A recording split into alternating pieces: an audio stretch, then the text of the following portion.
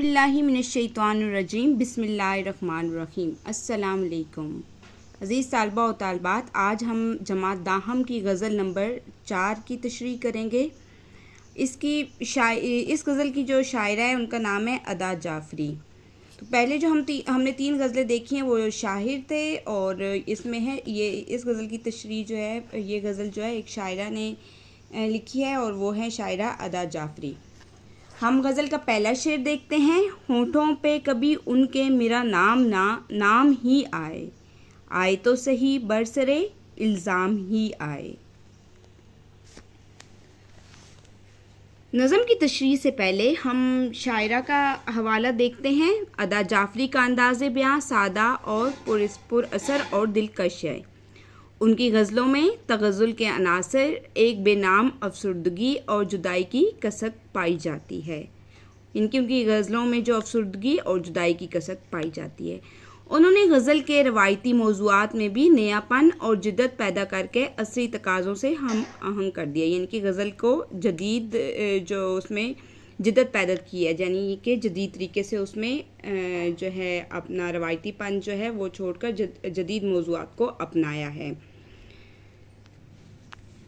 तशरीह तलब शेर में शायरा अदा जाफ़री ने अपने महबूब के होंठों से अपना नाम सुनना चाहती हैं, यानी कि वो चाहती हैं कि मेरे महबूब के होंठों पर मेरा नाम आए। वो कहती हैं कि मेरी ख्वाहिश है कि महबूब के होंठों पर कभी मेरा नाम आ जाए।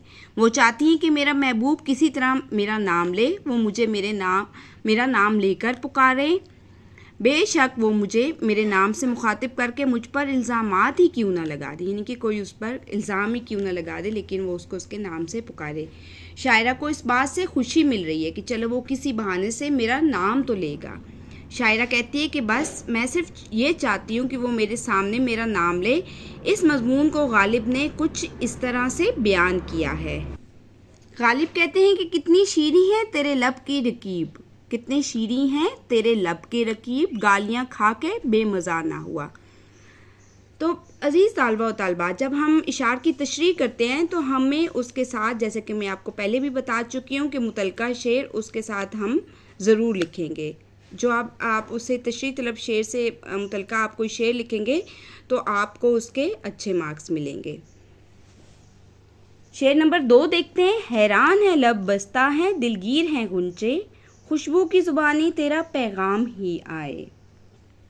इस शेर में शायरा अपने दिल की कैफियत बयान करते हुए कह रही हैं कि फ़िज़ा बिल्कुल खामोश है, बेरोनक है, चमन की कलियां आज बहुत उदास है, मेरे होंठ पुकारते पुकारते खामोश हो गए हैं। होंठ बंद हैं और हैरानों परेशान हैं। आपका इंतज़ार करते करते जो फूल मेरे आंगन में खिलने वाले थे वो खिलने से पहले ही मुरझा गए हैं।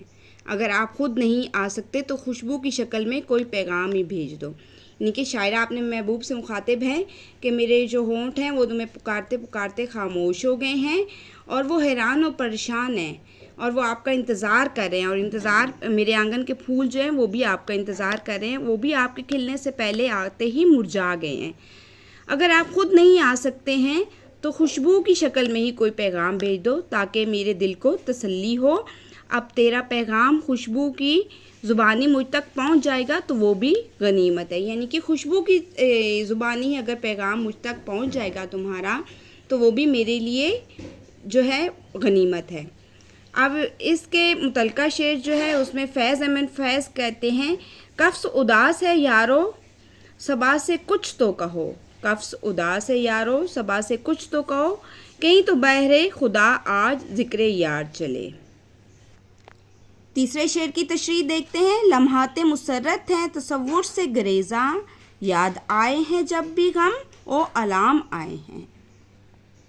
शायरा अदा जाफ़री। इस शेर में शायरा ने इंसानी फितरत की बात करते हुए कहा है कि जो लम्हे हमने खुशियों में गुजारे हैं, यानी कि वो लम्हा जो मेरे तसव्वुर में भी कभी नहीं आए, मैंने खुशियों के मुतालिक कभी सोचा ही नहीं। खुशियों के लम्हे बहुत कम याद आते हैं बनिस्बत दुखों के, गमों अलम के, क्योंकि इंसानी फितरत है कि वो अपने खुदा की तरफ से मिली हुई خوشیوں کو تو جلدی بھول جاتا ہے اور دکھوں کو ہمیشہ یاد رکھتا ہے۔ تو انسانی فطرت کا واقعی یہ تقاضا ہے کہ جو ہمیں خوشیاں ملتی ہیں ان کو تو ہم جلدی بھول جاتے ہیں، لیکن جو غم ہیں ان کو ہم ہمیشہ یاد رکھتے ہیں۔ تو اس کے متعلقہ شعر جو ہے اس میں ناصر کاظمی کیا کہتے ہیں، رشتہ جاں تھا کبھی جس کا خیال، رشتہ جاں تھا کبھی جس کا خیال، اس کی صورت بھی اب تو یاد نہیں۔ شعر نمبر 4 کی تشریح دیکھتے ہیں۔ تاروں سے سجا لیں گے راہ شہر تمنا، تاروں سے سجا لیں گے راہ شہر تمنا، مقدور نہیں صبح چلو شام ہی آئے۔ اس شعر میں شاعرہ کہتی ہیں کہ ہم نے جو خواہشوں کا ایک شہر بسا رکھا ہے اس کی گلیوں کو ستاروں سے ہی سجا لیں گے، یعنی کہ جو خواہشات کا ایک شہر اس کے اندر ہے اس کی گلیوں کو ستاروں سے سجا لیں گے، کیونکہ ہماری قسمت میں صبح کی روشنی نہیں ہے۔ اس شعر میں صنعت تضاد یعنی کہ صبح و شام مقدور مراد طاقت و حوصلہ ہے۔ تو اس شعر میں صنعت تضاد کا استعمال ہوا ہے، یعنی کہ صبح اور شام، اور شاعرہ کہتی ہیں کہ جو خواہشوں کا شہر ہے میرے دل میں اس کی جو گلیاں ہیں، اس شہر کی جو گلیاں ہیں اس کو ہم ستاروں سے ہی سجا لیں گے۔ اور یہاں مقدور سے مراد ہے طاقت و حوصلہ۔ اس شعر میں صبح اور شام کو علامت کے طور پر دکھایا گیا ہے، جیسے صبح خوشحالی کی یا خوشی کی علامت سمجھی جاتی ہے اور شام یا رات تکلیف کی علامت سمجھی جاتی ہے، یعنی کہ جب ہر طرف اندھیرا سا ہو جاتا ہے تو وہ دکھ یا تکلیف کی علامت ہوتی ہے، اور جو صبح ہوتی ہے وہ خوشی کی امید لے کر آتی ہے۔ ادا جعفری کہتی ہیں کہ محبوب میرے پاس آ کر اپنا دیدار کرائے، وہ کہتی ہیں کہ اس کا جو محبوب ہے وہ اس کے پاس آئے اور اس کو اپنا دیدار کروائے، وہ اگر صبح کے وقت نہیں آ سکتا تو بے شک شام کو ہی آئے، میں اپنی خواہش کے شہر کو اس کے استقبال کے لیے ایسے سجا دوں گی کہ تمام راستوں کو جگمگ کرتے ہوئے ستاروں سے بھر دوں گی۔